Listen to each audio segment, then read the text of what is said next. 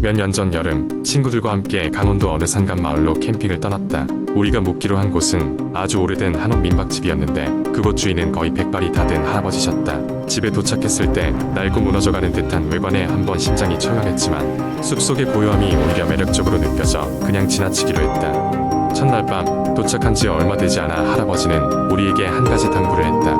이 집 안에 있는 서쪽 방만은 절대 열지 마시오. 할아버지의 말투는 진지했고 서늘함이 느껴졌다. 나는 친구들과 눈빛을 교환했지만 우선은 그 말을 따르기로 했다. 이튿날 밤, 우리는 민박집에서 바비큐를 하며 불가에 둘러앉아 술을 나누었다. 술 기운이 오른 우리는 할아버지의 당부를 잊고 서쪽 방에 대한 호기심을 억누를 수가 없었다. 결국 우리 중 한 명이 뭐 어때?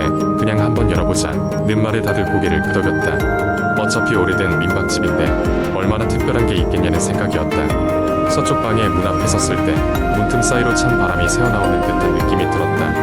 내가 문손잡이를 돌리자 낡은 문은 삐걱거리며 열렸다. 방 안에는 가구가 거의 없었고 무척 어두웠다. 그런데 방 가운데에는 낡고 허름한 서랍장이 하나 놓여 있었다. 별다른 물건이 없던 방 안에서 그 서랍장은 유난히 눈에 띄었다. 우리는 조심스럽게 다가가 서랍을 열어보기로 했다. 서랍 안에는 몇 장의 오래된 사진과 한 권의 일기가 있었다.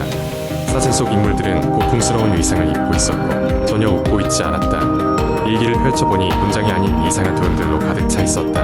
그런데 일기의 마지막 몇 페이지에는 또렷한 한국어로 무언가 적혀 있었다. 이 집에 갇힌 영혼들, 서쪽 방이 열릴 때마다 그들은 깨어난다. 그들의 울음소리를 듣지 말고 그들을 보지 말아라. 그 순간 우리는 급히 방을 나가려 했지만 문이 굳게 닫히고 말았다. 문을 아무리 밀어도 열리지 않았다. 그러자 방 안에서 낮은 울음소리가 들리기 시작했다. 우리의 뒤에서는 사각사각거리는 소리와 함께 우물거리는 소리들이 엉켜서 들려왔다. 두려움에 질려 우리는 서로를 붙들며 문을 필사적으로 두드렸다. 얼마 후 문은 스스로 열렸고 우리는 방에서 탈출할 수 있었다. 정신없이 나와보니 할아버지가 우리를 바라보고 계셨다. 경고했을 텐데. 할아버지는 아무런 감정 없는 목소리로 말씀하셨다.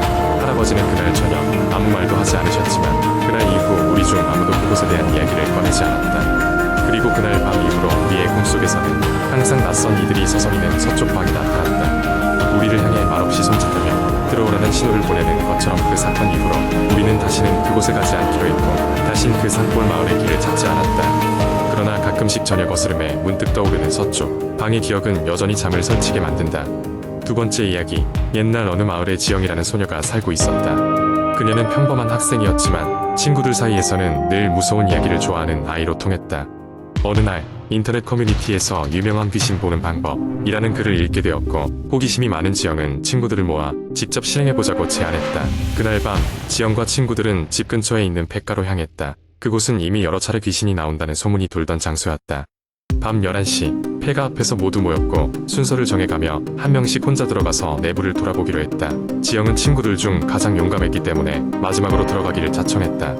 친구들이 차례로 들어갔다 돌아왔고 그중 몇몇은 별다른 일이 없었다고 했지만 어떤 아이는 이상한 그림자가 보였다고 겁에 질려 있었다. 마침내 지영의 차례가 왔다. 그녀는 손전등을 들고 폐가 안으로 들어갔다. 폐가는 생각보다 더 음산하고 내부는 거미줄과 먼지로 가득했다. 문을 밀고 들어가니 삐걱거리는 소리가 울려 퍼졌다. 지영은 긴장했지만 포기하지 않고 계속 탐색하기로 했다. 몇 걸음 걷다 보니 검은색의 긴 머리카락과 낡은 흰 드레스가 보이는 작은 그림자가 시야에 들어왔다.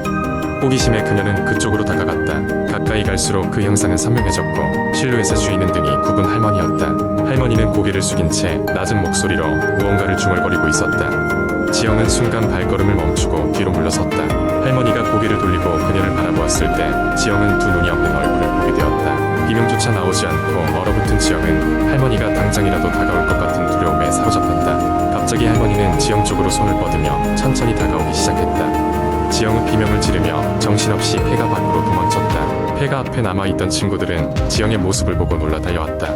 친구들에게 무슨 일이 있었는지 설명할 겨를도 없이 지영은 손을 덜덜 떨며 여전히 충격에 빠져 있었다. 그날 이후로 지영은 종종 그 할머니를 보는 악몽에 시달렸고 폐가 근처에도 다가가지 않았다. 하지만 이상하게도 그때 본 할머니의 얼굴은 잊혀지지 않게 머릿속에 각인되었고 시간이 지날수록 점점 현실과의 경계가 흐려졌다. 지영은 눈을 감으면 할머니의 모습이 아른거렸고 어느 순간부터는 거울을 볼 때마다 뒤에 서 있는 할머니의 형상이 보이기 시작했다. 시간이 흐르면서 지영은 점점 말을 잃어갔고 주변 사람들 역시 지영의 상태를 걱정했다.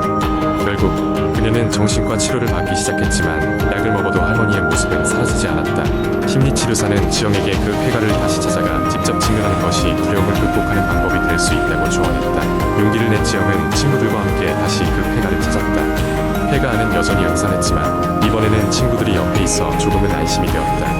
그날의 공포를 떨쳐내기 위해 지영은 마음을 다잡고 다시 할머니를 보았던 장소로 걸어갔다. 그러나 모두의 기대와 달리 그곳엔 아무것도 없었다. 그 순간 지영은 자신이 보았던 것이 정말 현실이었는지 혼란스러워졌다. 돌아오는 길에 지영은 친구들과 이야기를 나누며 마음을 진정시키고 있었다. 그런데 갑자기 길 한복판에 할머니가 서 있는 것이 보였다. 그 할머니의 모습은 분명 그날 폐가에서 봤던 것이었다. 이번에는 할머니가 입을 열었다. 내가 나를 기억하다니 이제야 찾았구나. 여기에 머물러줘. 그 말을 끝으로 할머니는 사라졌고 주변의 모든 것이 본래대로 돌아왔다. 그 이후로 지영은 더 이상 할머니의 모습을 보지 않게 되었다. 하지만 그녀는 여전히 가끔 그날의 사건을 떠올리며 자신이 특별한 경험을 했다고 느꼈다. 그 경험은 그녀로 하여금 세상에는 이해할 수 없는 일들이 많다는 것을 깨닫게 했다. 그리고 그 옛날 폐가 역시 무너져 현재는 사람들이 드나들지 못하게 되었다고 한다. 하지만 아직도 그 근처를 지날 때면 가끔씩 등골이 서늘해지는 것을 느끼는 사람들이 있다고 한다.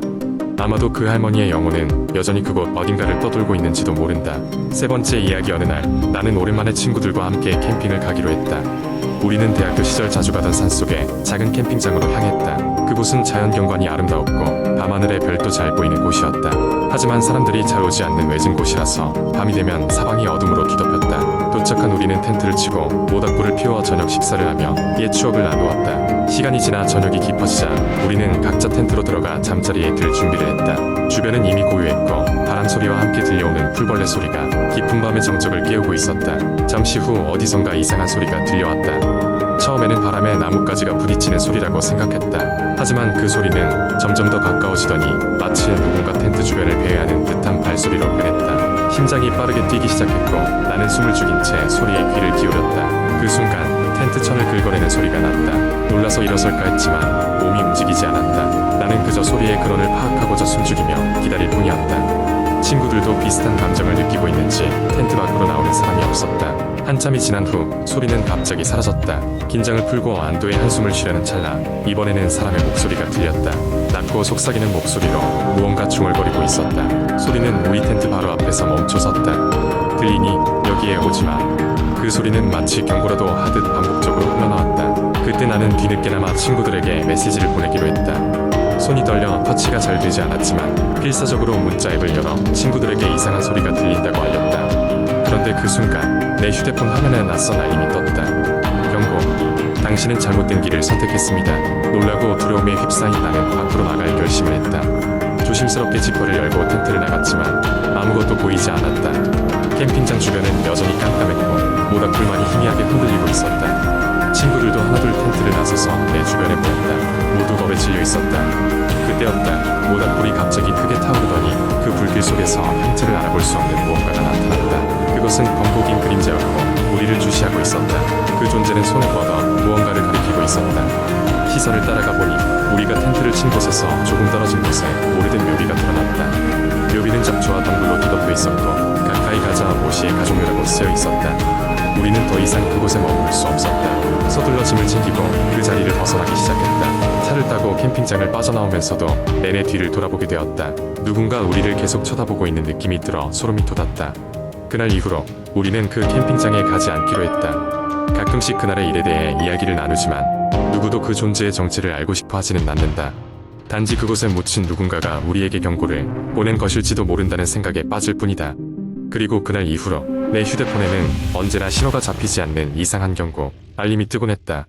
나는 그 의미를 알 수 없지만 그날의 기억은 지워지지 않고 계속 나를 따라다닌다.